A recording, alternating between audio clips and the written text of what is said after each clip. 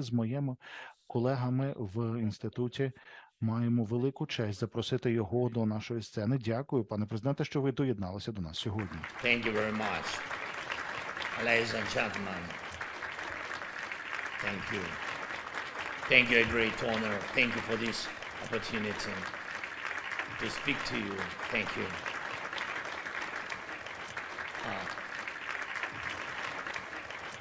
Thank you.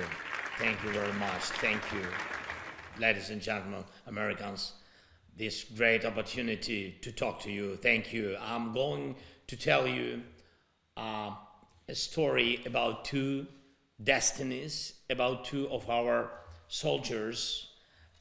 Ukraine is giving the last honors these days. Two different but so similar destinies. Today in our capital, in Kiev, people said goodbye to one of the most respected soldiers of Ukraine, Dmytro Kutsubailo, call sign Da Vinci. He was only 27 years old. He was a battalion commander in one of the combat brigades that are currently defending our city of Bakhmut, our Donetsk region, and the whole of Ukraine from the Russian evil.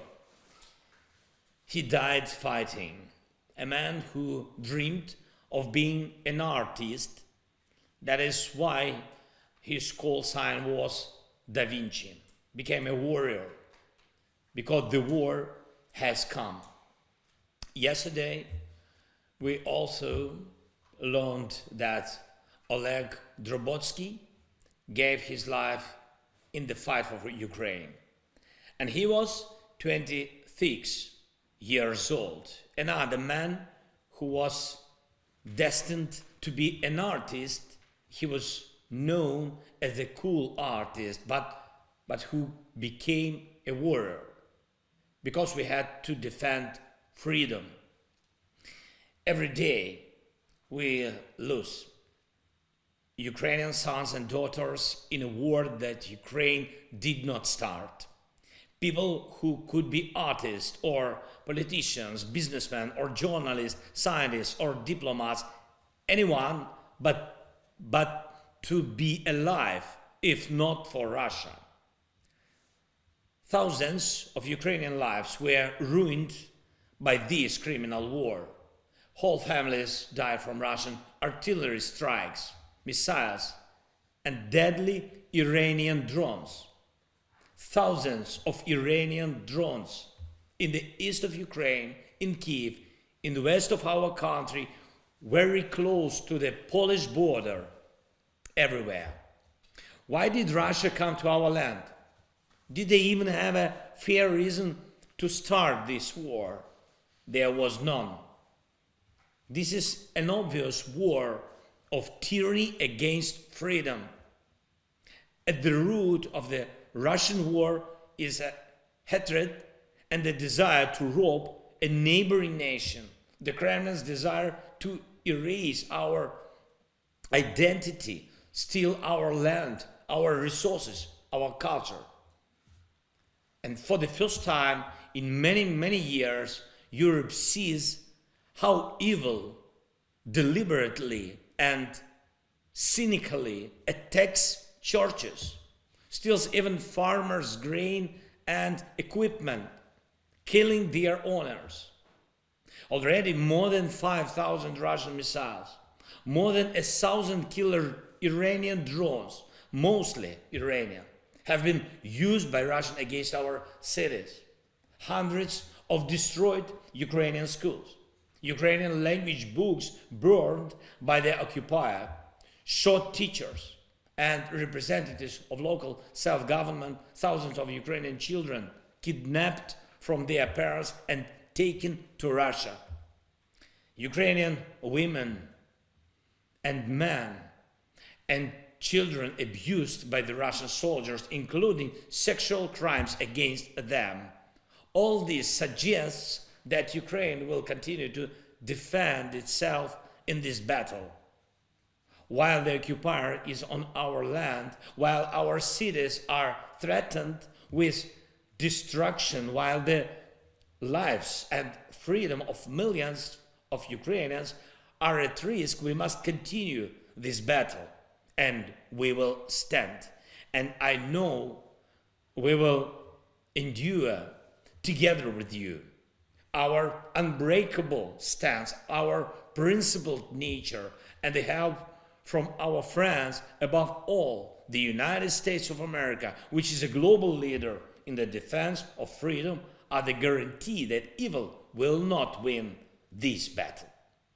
Evil should not go any further.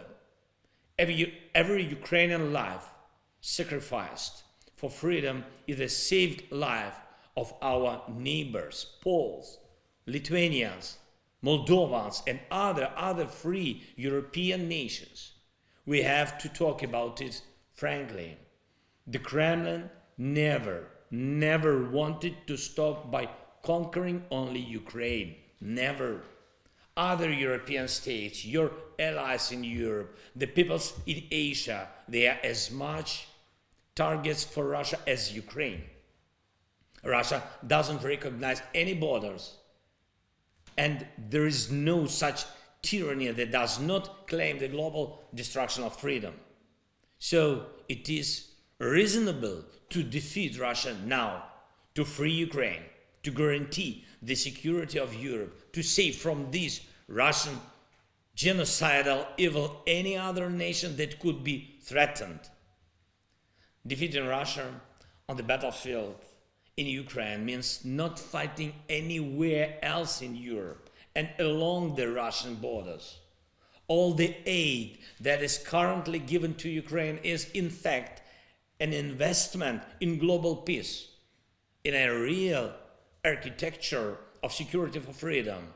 And of course, I thank the American people for exactly such help to Ukraine. I mean support with weapons and budget support, and support with sanctions against Russia and against those who are its accomplices. When we propose the peace formula and Russia again responds with missiles on cities, this definitely suggests that the decision will be on the battlefield, and the world will become safer. It will definitely become safer, both for nations and for people, both for states and for business.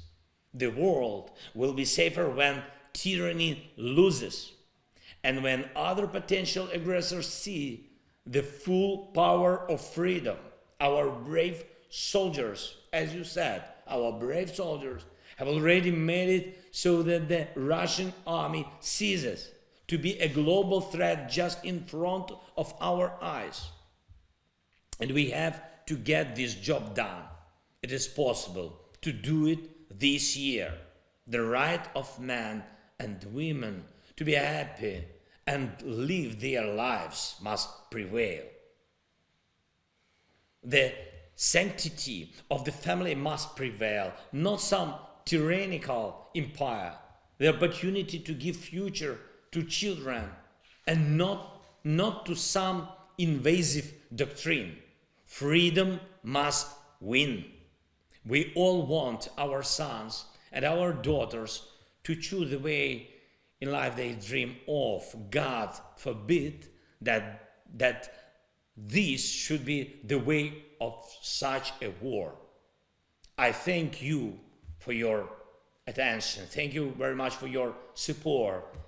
And thank you to all Americans who dream with us that evil has no chance. And I met with representatives of both parties of Congress, both houses, with President Biden, his team. I met in Washington, in Kyiv, and I'm sure that America will not betray freedom.